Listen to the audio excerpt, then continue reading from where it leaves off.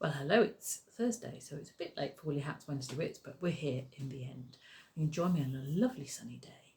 So, I hope it's sunny where you are. What have I been up to this week? Well, we're doing some more work on our Crochet for Throws course, and I've been working on my version of it. So this is the finished thing. So now I've been putting the border on. So there are lots of different things you can consider when you're doing a border. First of all is obviously colour, so there's lots of colours in here, so you can pick out anything. But I like to do a contrasty one so that you can see that's a border. So there we go. And you can do any stitches really, so you can do fancy things. So you could do some shells, so there's some shells like that, so you could do that round a border.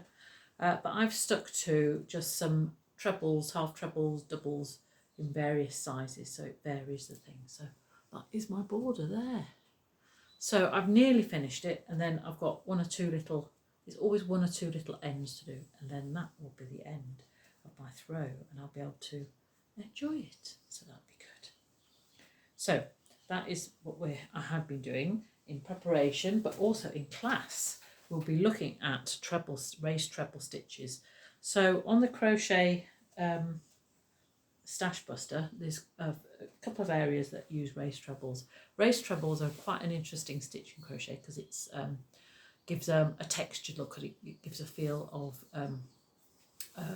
something more interesting. But you can use it, as well as using it in a plain colour, you can use it in different colours. So that's the kind of effect a raised treble gives a basket weave stitch there. But then you can also use a raised treble in a double treble. I know, isn't that exciting? And then you can do things like this with alternating colours. So that's quite nice. I like that. So that's what we'll be doing in class today. So there we go. So that's exciting. Now then, I need to talk to you about washing your woolies, because the sun is coming out and it's a great time to wash any jumpers and things. I tend not to wash my jumpers and cardigans a lot because they're usually worn over things, so they don't need, unless I've spilt my tea down one or something, but then you can spot clean it. But it does take quite a time to wash woolies, especially ones with wool, because you can't stick them in the washing machine. And if you do, you might shrink them, which is not a good thing to do. So anyway, nice weather, time to think about washing your garments. So what would you do? Well, don't put it in the washing machine. What I do is I get a little bit of detergent, not too much because you don't want to get too much in, otherwise it takes ages to rinse out the soap. And I leave it there to soak. And then if there's any bits any specific bits which have been dirty, I try and gently rub those clean once it's been soaking, so it's softened a bit. And then when that's been soaking for a while, I take it out and drain it. I do this in the sink, so I drain it on the drainer. Don't be tempted to wring it out too much, but I drain it and then I squish it a bit, but I don't wring it because that will disturb the knit. And then I rinse it, and it might take 2 or 3 rinses. You need to rinse it so that you're not getting bubbles in the water. And again, be careful with it, don't wring it out too much.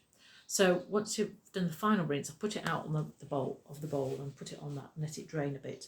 Don't hang it up, whatever you do, because that will make it stretch, and you don't want to stretch because then it won't fit properly. So once that's drained a bit, if you get a towel and put it on your towel and then roll it up and then squeeze it, don't wring it, squeeze it, that will get a lot of the surplus water out. And then lie it flat, because if you don't lie it flat, if you hang it on the line, then it will stretch. And again, that won't be very good. So it does take some time to dry, so that's why you need a nice sunny day. And I often dry mine outside on the table. I have got an area which has heated things, which in case it gets a bit cold, you can bring it in. But that should give you a good wash for your woolies and freshen them up before you put them away for the winter. However, although it's nice and sunny today, I do think that we might get some more cold weather. But anyway, this weekend's supposed to be quite warm, which is quite interesting because I'll be running a 10k race on Sunday. So I've done lots of practice, and people say I look very relaxed when I'm running around, which is amazing because I don't really feel relaxed. But I should be putting down my crochet hook and needles and doing a bit of running on Sunday. So hopefully I will see you next week, not too knackered, and I should be able to tell you how I did and also what else I've been doing with my knitting and crochet. That's all for now. See you later. Bye.